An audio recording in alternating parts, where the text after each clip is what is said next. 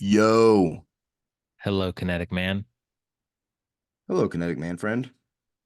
Kinetic Man friend. Um, Kinetic Man friend. It's a new mastermind group I'm starting. I didn't mention it to you because I'm gonna do this as like a solo endeavor. Oh, But yeah, it's called the Kinetic Man Friend Group. a K solo endeavor T mastermind? Is it just gonna be you? TKM. Yeah, the Kinetic Man. So TKMFG. TKMFG. The Kinetic Man Friend Group. Maybe you'll get an invite, maybe not. I don't know. But it's gonna be awesome. Sounds awesome. Yeah, Sounds I know awesome. it does. I know it does. Is I is was uh is is Jesus gonna be a part of that group? yeah, he's invited. He's always invited. Yeah, I was invited. He's like the yeah primary character. But Is- yeah, I was uh I was reading in our Bible study that a few of us are doing within the Connect Man and Luke 10. I was reading through Luke 10 and there were a couple verses in there that caught my attention and I ended up writing down in my journal. I was like, Jesus, the original Kinetic Man, the um, OG. the OG of the Kinetic Man. And Luke 10, for context, there's a couple things in there. It starts with Jesus sending out his disciples and he gives them instructions like, hey, like he sends them, right? Like not to sit in a circle around the fire, just the group of them and chit chat. Like he sends them out to go do stuff and things, right? He's like, go and do this stuff, and it's not going to be easy, and it's going to be hard, and go do it anyways because it's really really important. So that's how it starts. So he sends his disciples out, and then he there's a couple sections there where he talks about he talks about the most important commandment, which that's when they're asking, hey, what should of the commandments, what is the most important? And that's where we get the love the Lord God with all your heart, mind, and soul, and love your neighbor as yourself. And then there's the parable of Good Samaritan is also in that chapter.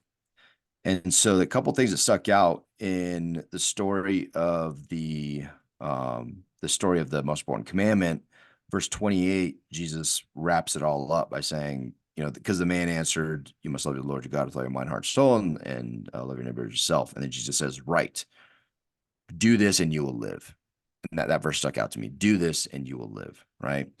And then the parable of Good Samaritan is next up. And for those not familiar, basically it's a parable that Jesus asks an intriguing question, and it revolves around Samaritan, which back then the Samaritans and the Jews were effectively just hated each other, and there was somebody on the side of the road who was hurt, beat up, whatever was just left, and Jesus goes through a list of people who basically just walked by this guy, just ignored him, right? One was a priest, one was, basically a couple Jewish dudes, and then the Samaritan pays for this guy to be lodged, effectively helps him get back to health, and it's the story of the Good Samaritan, right? And it's this idea of I mean, there's a very complex story.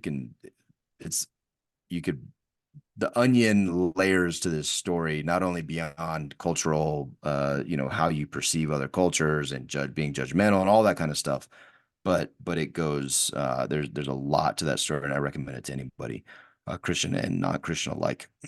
But the point of it is at the end, verse 37, Jesus wraps it all up and said, yes, now go and do the same.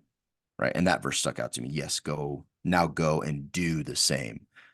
And as I was reading through these things, I was like, man, it's fascinating because Jesus, there's a ton of lessons, there's a ton of parables, there's a ton of things to be learned, right? And you could spend a lifetime studying just what he said, but what he also said is go do it. Like go, like this is a great story. It's an onion. There's a lot of layers. You can spend your life analyzing just the story of the Good Samaritan, but the point is now go and do the same, right? Do something about it. Be kinetic.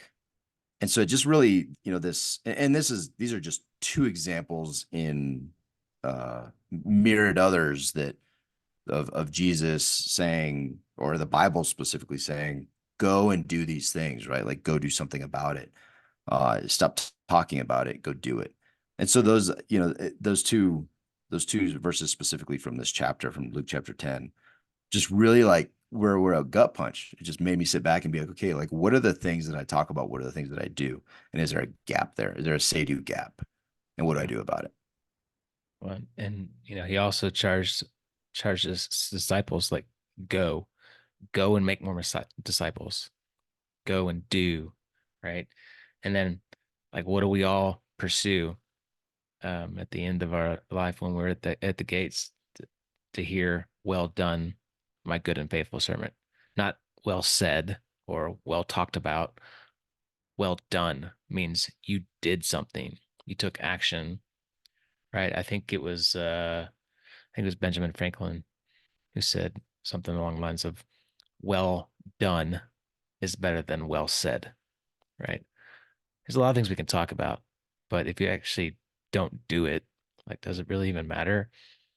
And I think that's something that you and I are pretty passionate about with the Kinetic Man, and it's the whole impetus behind it is everything that we say, like, we intend on doing, right? And that was really something that you as Stephen came up with as a part of our culture when we were starting this group is like we need to act out what we said is a priority, right? We need to do what we're talking about.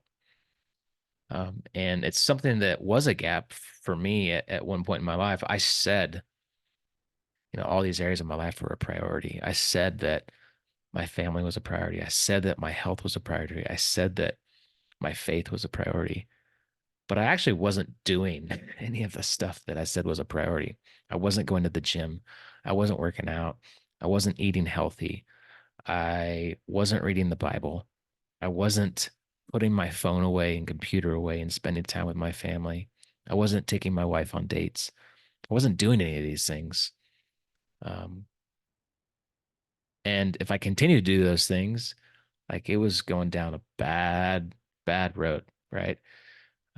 And that was really the reason we started this whole thing, right? Because it was something in our lives that we needed some other men to push us to grow and become better in these areas.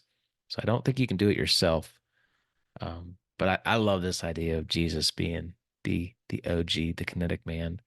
It's something that we all need to pursue is like, no kidding, living out our lives and going doing, like being, not just talking about stuff. Yeah, and I like I often do, I want to emphasize this is not just a Christian idea, right? Like No. we have something that motivates us and I'll always reference the or not always. I will strive to always reference the Bible and Jesus and my faith in the actions that I take with my life. But this is for anybody, right? Like, what is it that you want your life to be? What is it that you want to be remembered for? What is it that is important to you that you're passionate about? And while I fully believe that those passions and desires were put in your creation by God, um, regardless of where they came from, they're there. Everybody has these aspirations, these passions, these things and they should be much deeper than they are much deeper. You just haven't dug deep enough if you haven't gotten beyond like I want to make $1 million or something, you have something there that's more profound than that, a reason that you want to do these things.